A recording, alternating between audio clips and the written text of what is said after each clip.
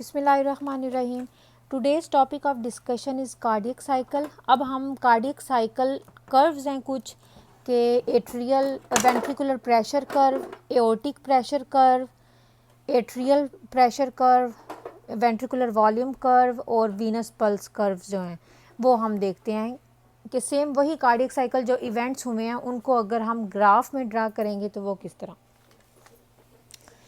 सबसे पहले जी cardiac cycle जैसा कि हमने पढ़ा था कि it's a one complete systole and diastole, ठीक है, जिसमें सिस्टली एंड डायस्टली आएगी। आगे फेजेस देखी थी, डायस्टली या फिर इसे हम कहते हैं filling phase, isovolumetric contraction, ejection phase and isovolumetric relaxation, 4 phases आ जाती हैं।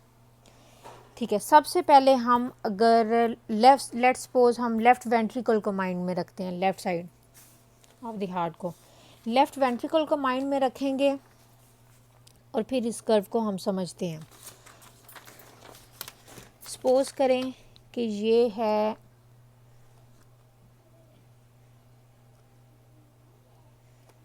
एट्रिया और ये है वेंट्रिकल, इधर पीछे से पल्मोनरी वेन्स जहाँ से ब्लड आएगा, ये लेफ्ट एट्रिया लेफ्ट वेंट्रिकल। ठीक है, इन वेंट्रिकुलर फिलिंग फेज क्या होता है कि पहले पल्मोनरी वेन से ब्लड आया एट्रिया में ब्लड आया, यहाँ पे प्रेशर बिल्डअप हुआ तो उसने क्या किया, एवी वेल्व या माइट्रल वेल्व को ओपन करेंगे, फिर एट्रिया से वेंट्रिकल में ब्लड जाएगा। ठीक है, अब हमने देखनी है वेंट्रिकुलर प्रेशर कर्व सबसे पहले कि प्रेशर जो है वेंट्रिकल का कैसे चेंज होगा। सबसे पहले जो फिलिंग फेज़ है उसमें प्रेशर बहुत ज़्यादा नहीं होगा। जब एओर्टा से वेंट्रिकल में ब्लड आएगा तो उसमें प्रेशर जो है ऑलमोस्ट 0 to 8 तक बढ़ेगा बस। ठीक है, 8 मिलीमीटर ऑफ मर्करी तक जाएगा। फिर उसके बाद क्या है, जब एओर्टिक प्रेशर कम हो गया, वेंट्रिकुलर प्रेशर जो है एओर्टिक प्रेशर कम हो गया तो क्या होंगे, ये वेल्व क्लोज हो गए, ये वेल्व क्लोज होंगे। आगे ये माइट्रल वेल्व क्लोज होंगे, एओर्टिक वेल्व ऑलरेडी क्लोज है तो क्या है कि ये जो वेंट्रिकल है स्टार्ट कॉन्ट्रैक्टिंग, आइसोवॉल्यूमेट्रिक कॉन्ट्रैक्शन होगी तो जिसकी वजह से क्या होगा, प्रेशर ज़्यादा हो जाएगा। तो क्या है, आइसोवॉल्यूमेट्रिक कॉन्ट्रैक्शन में जब दोनों वेल्व्स क्लोज हैं लेकिन वेंट्रिकल कॉन्ट्रैक्ट कर रहा है तो प्रेशर जो है जो कि ऑलमोस्ट 8 तक था वो 80 तक चला जाएगा। ठीक है, कॉन्ट्रैक्शन हुई। फिर यहाँ पे क्या होगा, यहाँ पे एओर्टिक वेल्व ओपन होगा। अब एओर्टिक वेल्व ओपन हुआ, ठीक है, ये वेल्व ओपन हुआ तो वेंट्रिकल से एओर्टा में ब्लड जाएगा, that's the ejection phase. Ejection phase जो है हम लोग उसको 2 फेजेस में भी करते हैं क्योंकि पहले रैपिड इजेक्शन होती है फिर थोड़ा थोड़ा ब्लड जाता है। तो जो स्टार्टिंग में क्या होगा, रैपिड इजेक्शन में वेंट्रिकल का स्टिल प्रेशर जो है वो ज़्यादा हो रहा है, वो ऑलमोस्ट जो 80 था 120 तक चला जाएगा क्योंकि वो ब्लड को इजेक्ट कर रहा है। उसके बाद रैपिड इजेक्शन फेज़ के बाद जब ब्लड का वॉल्यूम तकरीबन 60-70% जो है वेंट्रिकल से एओर्टा में चला गया है तो अब क्या होगा, ventricular pressure start decreasing, ventricular pressure जो है वो कम होना शुरू हो जाएगा तो स्लोप जो है वो नीचे आना शुरू हो गई है। ठीक है, ये अगेन ऑलमोस्ट 100 तक चला गया। इधर क्या होंगे, एओर्टिक वेल्व क्लोज हो जाएगा, aortic valve close, aortic valve close हुआ और माइट्रल वेल्व ऑलरेडी क्लोज हैं। ये जो वेंट्रिकल है ये रिलैक्स होना शुरू करेगा, रिलैक्स होगा तो क्या होगा, प्रेशर और ज़्यादा कम हो गया तो ये ऑलमोस्ट फिर 8 पे आ गया दोबारा। ठीक है, और यहाँ पे फिर क्या होंगे, माइट्रल वेल्व ओपन होंगे। जब वेंट्रिकुलर प्रेशर कम होगा एट्रियल प्रेशर से, एट्रिया पीछे से कंटिन्यूसली फिल अप हो रहा है, वेंट्रिकुलर प्रेशर कम हुआ, एट्रियल प्रेशर ज़्यादा हुआ, इसने माइट्रल वेल्व ओपन कर दिए और फिर वही फीलिंग फेज स्टार्ट हो जाएगी। वही फिर क्या है कि जो 0 प्रेशर गया था वो तकरीबन 8 तक जाएगा, और फिर आगे यही आगे जो है जब वो वेंट्रिकुलर कॉन्ट्रैक्शन होगी तो ये प्रेशर बिल्डअप होना स्टार्ट होगा, अगला साइकिल स्टार्ट हो जाएगा। ठीक है, तो यहाँ पे क्या हुआ, एट्रिया फिल हुआ, एट्रिया ने वेंट्रिकल को फिल किया, 0 to 8 तक प्रेशर चला गया। उसके बाद क्या हुआ कि यहाँ पे माइट्रल वेल्व क्लोज हो गए, माइट्रल वेल्व क्लोज हो गया। ठीक है, और एओर्टिक ऑलरेडी क्लोज था, वेंट्रिकल कॉन्ट्रैक्ट करेगा, प्रेशर जो है वो ऑलमोस्ट 80 तक चला गया, प्रेशर ज़्यादा हो गया। जब इजेक्शन एओर्टिक वेल्व यहाँ पे ओपन हो जाएगा, एओर्टिक वेल्व जब ओपन होगा तो रैपिड इजेक्शन में स्टिल वेंट्रिकुलर प्रेशर ज़्यादा हो रहा है। फिर क्या होगा, जब ब्लड जो है वो ज़्यादातर ब्लड जो एओर्टा में चला जाएगा तो वेंट्रिकुलर प्रेशर स्टार्ट डिक्रीजिंग, अब कम हो गया, तो इधर क्या होगा, एओर्टिक वेल्व क्लोज हो जाएगा। एओर्टिक वेल्व क्लोज हुआ, माइट्रल ऑलरेडी क्लोज है, तो वेंट्रिकल रिलैक्स करेगा तो प्रेशर बिल्कुल ही डाउन हो गया। ठीक है, यहाँ पे फिर माइट्रल वेल्व ओपन होंगे, माइट्रल वेल्व ओपन होगा, ब्लड आना स्टार्ट होगा। अभी जो प्रेशर है वो नियर टू 0 ही है, या 0 to 8 समझ लें। फिर ये जैसे जैसे फिलिंग होती जाएगी तो प्रेशर जो है वो बिल्डअप होना स्टार्ट हो जाएगा। That was the ventricular pressure curve. अब हम देखते हैं एओर्टिक प्रेशर कर्व। जब एट्रिया कॉन्ट्रैक्ट करता है या जब हार्ट फिल अप हो रहा है, एओर्टा से जो ब्लड है वो कंटिन्यूसली आर्टरीज में जा रहा है, तो क्या है, एओर्टा में प्रेशर होता है 120 मैक्सिमम प्रेशर, वो आर्टरीज में या सिस्टेमिक आर्टरीज में प्रेशर वो ब्लड भेज रहा है, तो इस कम होगा तकरीबन 120 से 100 तक चला जाएगा। ठीक है, यहाँ पे जब एओर्टा में अगेन प्रेशर बिल्डअप स्टार्ट होना शुरू करेगा जब एओर्टिक वेल्व ओपन होंगे, और जब एओर्टिक वेल्व ओपन होगा और वेंट्रिकल से एओर्टा में ब्लड जाना स्टार्ट होगा। जब ये एओर्टिक वेल्व ओपन होगा और वेंट्रिकल से एओर्टा में ब्लड जाना स्टार्ट होगा, तब इधर प्रेशर बिल्डअप होगा। उससे पहले जब ये पीछे सारा प्रोसेस हो रहा है, यहाँ पे प्रेशर बहुत सिग्निफिकेंटली कम नहीं हो रहा, लेकिन एओर्टा कंटिन्यूसली सिस्टेमिक आर्टरीज में ब्लड भेजता रहता है, तो थोड़ा सा कम होगा, लाइक 120 to 100 तक। तो ये डिक्रीज हो रहा है पहले। फिर जब एओर्टिक वेल्व ओपन हुए, एओर्टिक वेल्व क्यों ओपन हुए, जब आइसोवॉल्यूमेट्रिक कॉन्ट्रैक्शन होगी, वेंट्रिकल्स में प्रेशर बिल्डअप होगा, वो इन वेल्व्स को, एओर्टिक वेल्व को ओपन करेगा, तो रैपिड इजेक्शन में एओर्टा फिल हो जाएगा, तो प्रेशर उसका ज़्यादा हो गया।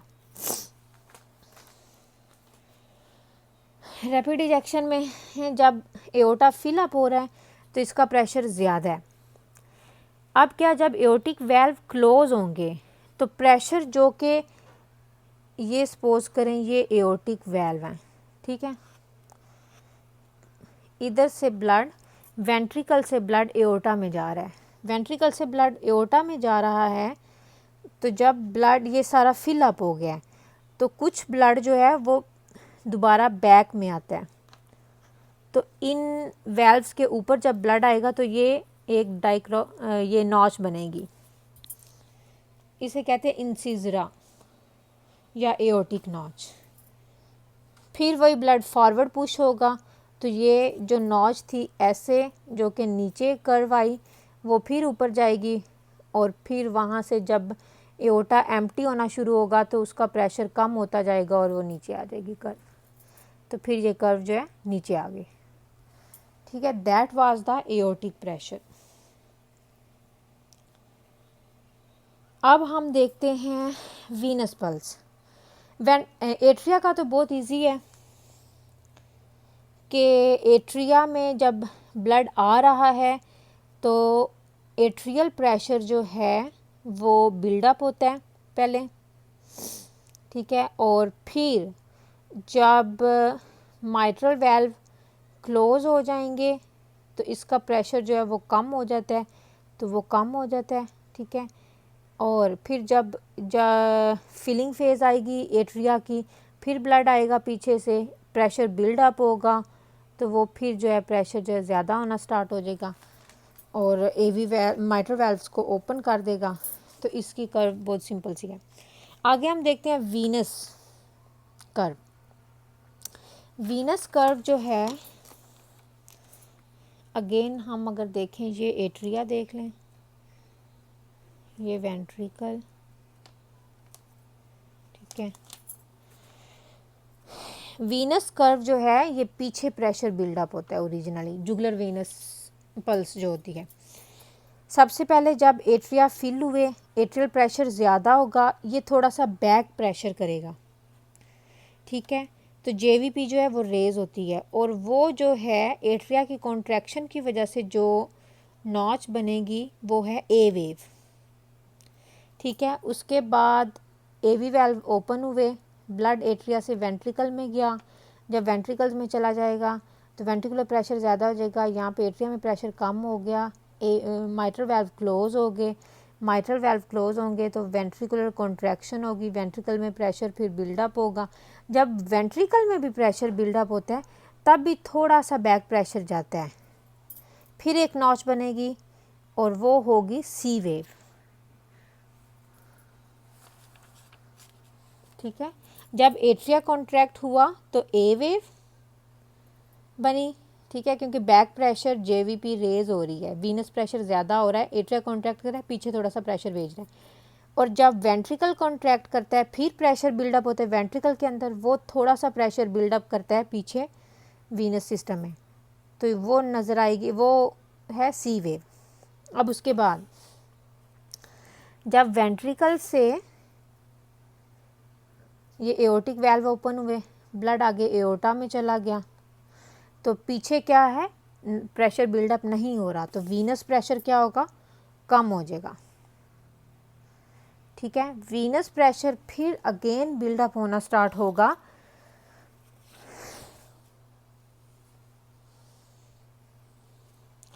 जब माइट्रल वाल्व ओपन होंगे।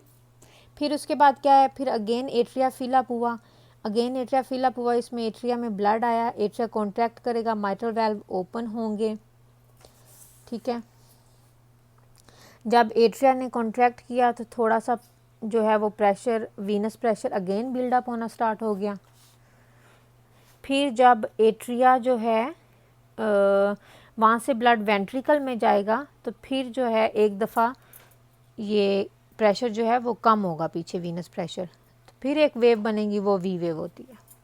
So this is the atrial contraction wave, A wave, ventricular contraction wave, C wave, and that is the atrial ejection phase या ventricular filling या atrial ejection, ये फिर ये बनेगी एक नॉच सी और ये है V वेव। अब हम देखते हैं ventricular वॉल्यूम कर्व।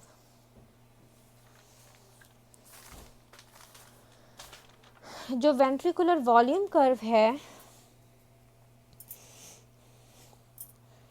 ये किस तरह, जब एट्रिया कॉन्ट्रैक्ट करता है और ventricle that will be start filling with the blood, फिर अगेन वही बनाते हैं, ये ऊपर से एट्रिया आ गए, ये माइट्रल वाल्व, ये वेंट्रिकल। अब हमने वॉल्यूम देखना है, प्रेशर नहीं देखना, वॉल्यूम। एट्रिया फिलअप हुआ, यहाँ पे प्रेशर बिल्डअप हुआ, वाल्व ओपन हुआ, यहाँ से ब्लड इधर आया, एट्रिया से वेंट्रिकल में ब्लड आया, तो क्या हो रहा है, वेंट्रिकुलर वॉल्यूम जो है ज़्यादा हो रहा है। अब इधर हम इसको कर्व में देखते हैं। पहले 80 ml तक है, ये जो है कर्व जो है ऊपर जा रही है, वॉल्यूम ज़्यादा हो रहा है। जब एट्रियल कॉन्ट्रैक्शन होती है, माइट्रल वाल्व ओपन होता है, वेंट्रिकल के अंदर ब्लड आता है, तो वॉल्यूम ज़्यादा हुआ, ठीक है। अब आगे क्या है, इधर जो है माइट्रल वाल्व क्लोज हो गया, एओर्टिक ऑलरेडी बंद था, तो वेंट्रिकुलर कॉन्ट्रैक्शन हुई, इधर प्रेशर तो ज़्यादा बिल्डअप हुआ था लेकिन वॉल्यूम सेम है क्योंकि दोनों डोर्स बंद हैं, तो ये सेम। उसके बाद यहाँ पे एओर्टिक वेल्व ओपन हो गया। एओर्टिक वेल्व जब ओपन होगा, इजेक्शन फेज होगी, तो एक रैपिड डिक्लाइन आएगा वॉल्यूम में, ठीक है। तो ये नीचे, फिर स्लो इजेक्शन फेज है, उसमें भी डिक्रीज हो रहा है वॉल्यूम। यहाँ पे क्या हुआ है, एओर्टिक वेल्व, एवी वेल्व क्लोज हुआ, एवी वेल्व क्लोज हुआ, माइट्रल वेल्व ऑलरेडी क्लोज है, अगेन आइसोवॉल्यूमेट्रिक फेज आ गई।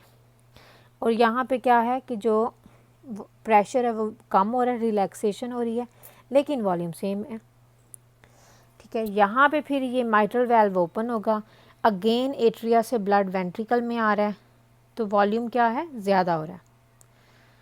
फिर ये फिलअप हो रहा है वेंट्रिकल, तो ये वॉल्यूम जो है वो ज़्यादा हो रहा है, ठीक है। ये थी वेंट्रिकुलर वॉल्यूम कर्व। अब हम हार्ट साउंड्स देखते हैं। हमें पता है कि जब माइट्रल वेल्व, हार्ट साउंड हमेशा प्रोड्यूस होता है वेल्व्स के क्लोज होने के टाइम पे, ओपन होने के टाइम पे कोई साउंड प्रोड्यूस नहीं होता। वेल्व्स के क्लोजर पे जो साउंड प्रोड्यूस होते हैं वो हार्ट साउंड होते हैं। जब एवी माइट्रल वेल्व क्लोज होता है तो S1 होती है। जब aortic valve plus pulmonary valve close होता है तो S2, ठीक है। यहाँ पे फिर क्या है, आइसोवॉल्यूमेट्रिक कॉन्ट्रैक्शन के स्टार्ट में जब माइट्रल वेल्व क्लोज हो रहा था तो S1 दैट इज़ लब, और जब एओर्टिक वेल्व क्लोज हो रहा है तो जो साउंड प्रोड्यूस होगा एओर्टिक और pulmonary valve that is S2, that is dub, लब डब।